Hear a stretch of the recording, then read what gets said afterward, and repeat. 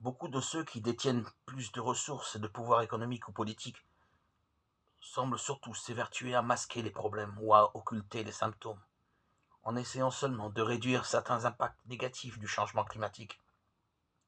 Beaucoup de symptômes indiquent que ces effets ne cesseront pas d'empirer si nous maintenons les modèles actuels de production et de consommation. Il devient urgent et impérieux de développer des politiques pour que, dans les prochaines années, l'émission du dioxyde de carbone et d'autres gaz hautement polluants soit réduite de façon drastique, par exemple en remplaçant l'utilisation de combustibles fossiles et en accroissant des sources d'énergie renouvelables.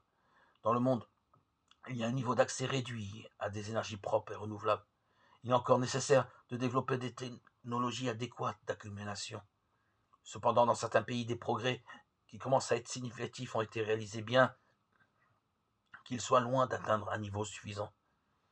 Il y a eu aussi quelques investissements dans les moyens de production et de transport qui consomment moins d'énergie et requièrent moins de matières premières, comme dans le domaine de la construction ou de la réfection d'édifices, pour en améliorer l'efficacité énergétique.